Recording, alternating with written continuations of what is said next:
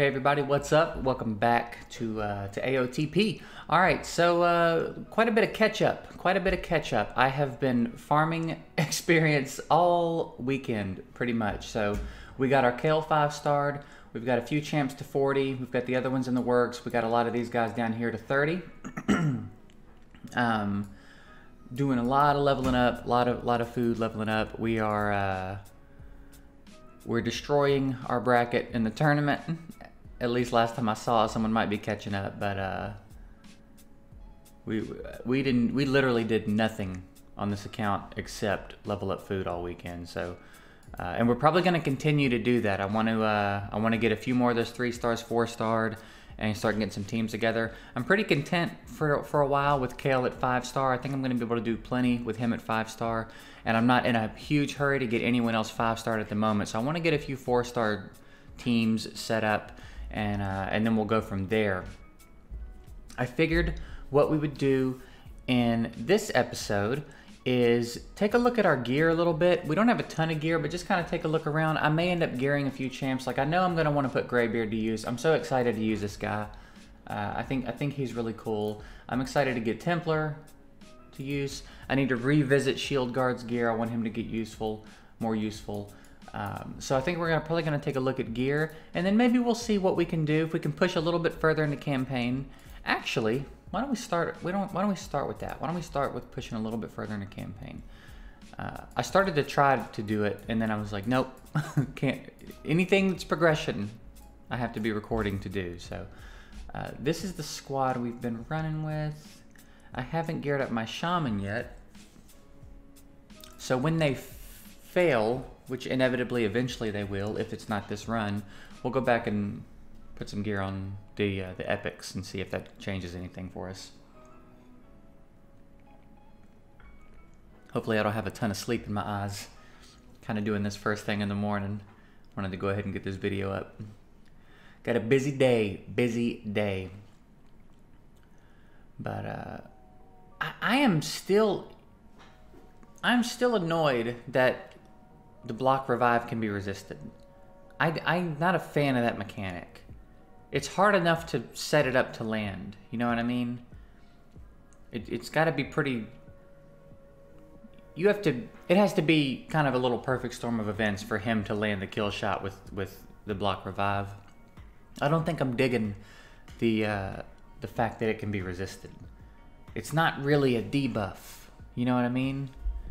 It's not really a debuff you're placing. I mean, I get it. Neither is turn meter reduction and, you know, cooldown extension and stuff, but I don't think I've ever experienced block revive being something that can be resisted just based on stats. I mean, sometimes it's in a passive or, you know, it's something like that, but just straight up being able to resist it the same way you would resist a defense break or something, it's kind of aggravating. He's doing a good job of landing it here, but I guess it's good to know for when we start to take him into Ice Golem. And,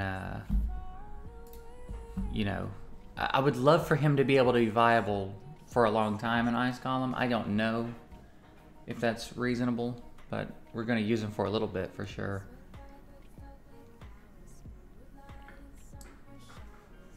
I'm still not 100% sure about fusions. I think I will do them. I don't think I want to say I don't think I'll focus them as hard as I would ordinarily. But I don't guess I see why not. Like Relic Keeper, he's completely farmable. Maybe we'll do Relic Keeper. But part of me was kind of excited to do this without Relic Keeper. As much as I love him, and as big of an advocate as I am for farming him, maybe I should go ahead and do that to show my point in a newer free-to-play account, just how good he actually is, how useful he can be. Dadgummit. I don't know. Let me know what y'all think. Let me know what y'all think about Relic Keeper for this. I mean, I think I know what you guys think. You've made it pretty clear. You want me to use what's available. You want me to do the fusions. You want me to pop the shards. All that stuff. So we will get around to the shard popping relatively soon. I would like to have a few more. I'd like it to be a little bit interesting, but yeah, we'll do the shards soon. All the shards, like, because for example, let's say I pop the sacred shard and I get something crazy. I'm not gonna use it for a long time anyway. So when I do the summons, do you guys want me to do the sacreds too, or do you want me to let the sacreds pile up for a long time and then do a bunch of sacreds later, maybe way later when we're gonna start to maybe incorporate some of that stuff into the account? And I'm talking way later. Like we're going to accomplish everything we can in the game with this account. And if they continue to do balance patches and make the game more reasonable, then you know we're never gonna need that stuff. So I'm not real sure what to do about that, but I'm definitely not going to use any legendaries I pull. They're going straight to the vault. I'm not going to feed them or anything, but they're going to hang out in the vault for a long time. And I mean, most epics, you know, I'm not going to use most epics either. Any epics. Yeah, except the ones it gives me. Because again, like I get that free-to-play players are going to get lucky and pull the Tay-Rails and the Royal Guards and all these things that are great, but there's also a lot of people that aren't, and the point is to see how to solve these problems without those champs. So I think I'm going to use the epics it gives me, and then anything rare that I pull from shards. I don't think we're going to beat the boss, but let's have a look, see how it goes.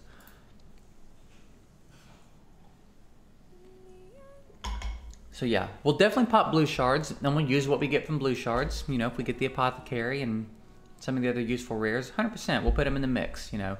Because I think even most free-to-play players are eventually going to pull, you know, some of these key rares. So we'll use them. The good thing is, though, is like even if you don't pull an apothecary, Hackatoon does a lot of stuff. You know, she can fill that slot relatively well. You need you know, a heal that apothecary doesn't, or you need to kind of replace the heal depending on your comp. But she's a great little champ. She can turn boost, speed lead, all kind of fun stuff. So that's nice. If Dark Aethel was better, it would be a really solid little squad of champs, of epic champs they give you. Shaman is not bad. She doesn't last long, you know. We'll find out. We're going to find out how long she can last in the game. But people generally don't use her very long. And then Jizo. Jizo's pretty cool, and I've seen him in gold in Arena before, and he's been aggravating. Like, with solid artifacts, he's not a bad little kit. And then you've got Hackatoon, who's a very cool champ. You've got Yaga, who's a great champ. And then Dark Aethel. Dark Aethel needs a little bit of a rework, because she's clearly built for Spider. She's clearly supposed to make Spider easier for you. And maybe in the lower levels, she does. Maybe she's going to help you get through a few of those earlier levels, but like, you know, as I've said 100 times, I can't believe they beat that, by the way. As I've said before, Spiders is screwed up in the late stages, so you know, needs a rework. We got Cruel gear for that? Okay. I guess let's see how far these guys can go. Now, what I would like to do soon is I'm gonna start working on my clan boss squad soon, right? So, like, I gotta get my outlaw monk up to 4-star at least. I'm gonna get my clan boss team at least 4-starred, and then we're gonna go into Minotaur. Probably not in this video, but soon. And we're gonna I don't want to do the whole Minotaur grind unless I can get up in the deeper levels. But I do want to do an early Minotaur grind just to knock out the white scrolls for everybody, because I think those little bumps are going to be really helpful. You know, 10 accuracy on a lot of champs is going to be super helpful. The crit rate, crit damage is going to be really nice. You know, there's some decent stuff to unlock for your champs just in that first couple of tiers with the white scrolls. So we're gonna knock that out for a few champs. Definitely Kale. We're gonna be basically doing everything with him. He's gonna be farming, he's gonna be arena, he's gonna be clan boss, probably every dungeon team. There's pretty much no content we're gonna do without Kale for a pretty good while. So we definitely want to start his Minotaur grind, get him rolling, and and then a few other champs as well that I think are going to benefit from those first couple of bumps in stats. And then we'll start leveling up the clan boss team. Maybe we'll get the clan boss team to 5-star in the next couple of weeks, and then start the Minotaur grind, because I really want to. I'm really pumped to see what type of damage we're going to be able to squeeze out of this account in clan boss without all of the ridiculous things that are usually done depending on what you have at your disposal. But like, I'm even going to try Armiger. You know, he's got that max HP damage and he's based on defense. So I can make him tanky. I can make it where he can take a hit. And I think he'll still be able to do some damage, especially when I get his masteries done. Outlaw Monk's another one. I'm excited to get him to 6-star and get him a fully decked out mastery tree to see what that little dude's really capable of. Because he's a bad little man without masteries. You know, I've got that video I did a long time ago, of like early game clan boss champs, and then I did one showcasing some of the champs I went over in that video. Outlaw Monk's one of them. Little dude pumps out some damage, even at 4-star with very mediocre gear. So I'm really interested to see him at 6-star, fully geared out, fully mastered out. What he can do. I feel like he's itching to go. So how are you guys still doing this? I mean, yeah, it's easy. It's the easy or normal campaign, whatever it's called, but still. How are you guys getting through this?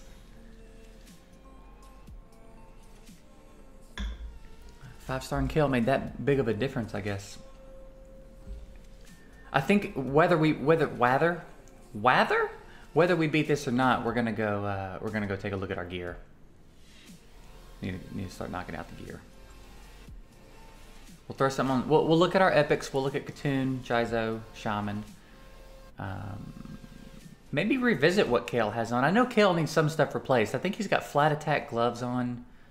I don't think his gear is that great, actually. I know, like, Armiger's gear sucks. Shield Guard's gear sucks. But yeah, I know that for some of you, the gearing, watching me gear champs may be boring. But I think there's a lot of you too that are gonna like it and get something from it, so I'm gonna do it. So after this run, if you're not interested in watching me gear, then you can go ahead and bounce, because that's what we'll be doing next. And then at the end, I'll show you the clan. Oh no, I'm not gonna review you right now. Oh, I expected like 7 more packs to pop out at me. Okay. So like, let's see what he's got working here. I'm totally cool with the weapon. He'll have that weapon for a while.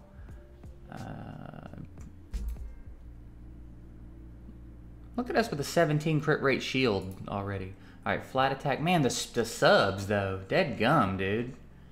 Those are gonna kind of be hard to replace because of that speed. His gear is actually not as bad as I thought it was. That's kind of decent. I'm not gonna bother putting the crit rate gloves on him right now. 1, because he's gonna lose a ton of speed, and 2, there's no reason. It's not really gonna change anything, and his crit damage is not that high anyway. It's not gonna be some astronomical bump in damage. I'm not really gonna sweat it right now, but it's nice to have those on deck for, you know, a little later or for someone else. So we're gonna leave Kale alone. He's in decent shape. I'd love to get his attack up a little bit, but I mean, he's already got more than 100% of what his attack is, so he's alright. He's alright for now. Let's take a look at you first. Let me get a refresher real quick. So you get the speed break. We got the turn meter bump and the speed buff. And AoE turn meter reduction. She is not a bad little champ. So really just accuracy, speed. If I want to use her in arena, really only accuracy and speed. I would like to get some utility out of her everywhere. So I think I want her to be a little bit tanky. We're gonna shoot for fast, accurate, and a little bit tanky. I don't expect her to do a ton of damage. So let's just try to make sure she can stick around. She can hang in the fight for a little bit. What are you doing here? How did you squeak by? Do I even have an accuracy set? All right, I can do that. That's a little bit of speed in the subs there. The defense chest. And then what do we have? How are these pieces squeaking by? Like, for real?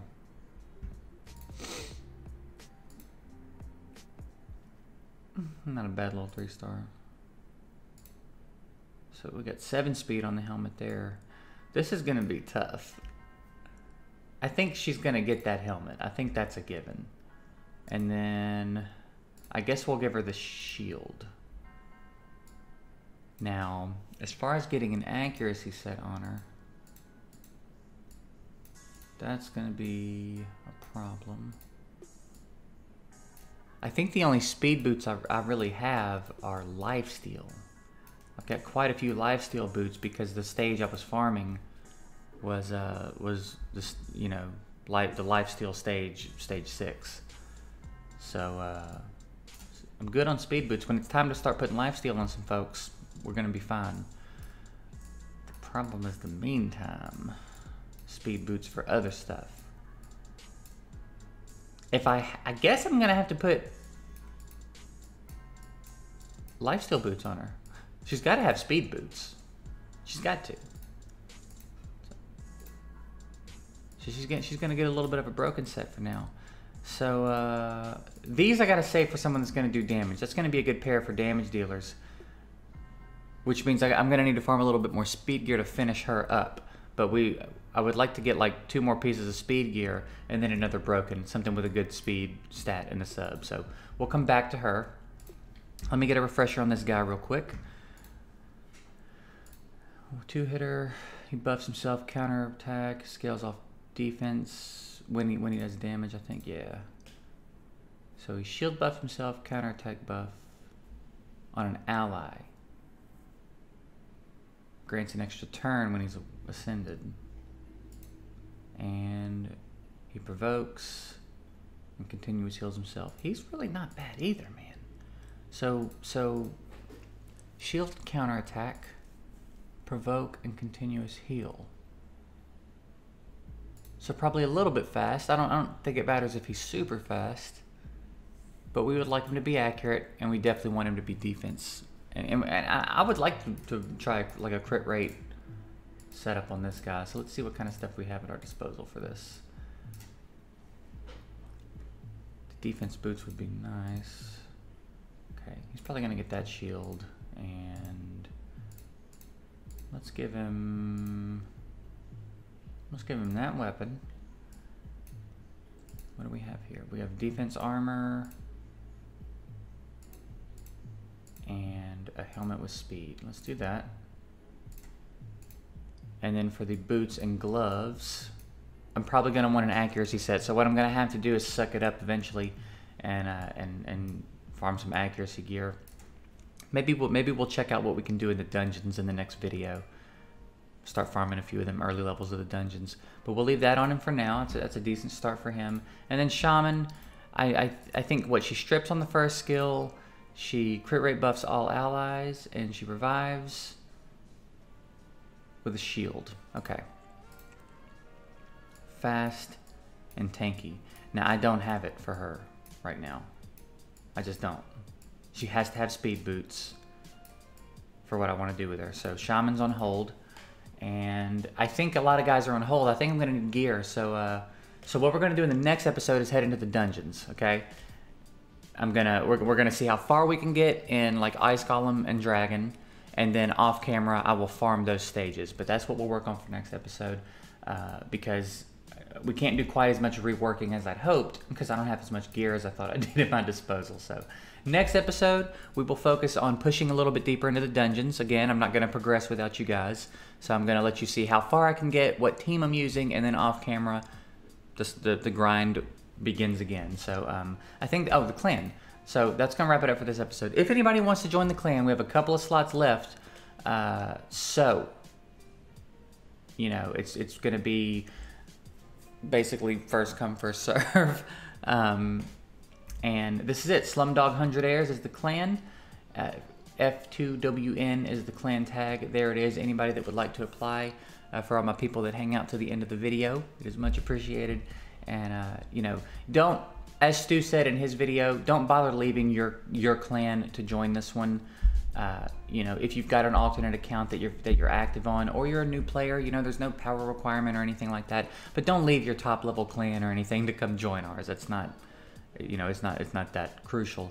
But if you're interested, there it is. We got a few slots left, so apply, and I'll go through as I see them come in, and we'll get some of you guys in there. So that's it. I thank you guys for watching. As I said, next episode we're heading to the dungeons. So yeah, thanks for watching. See you guys next time.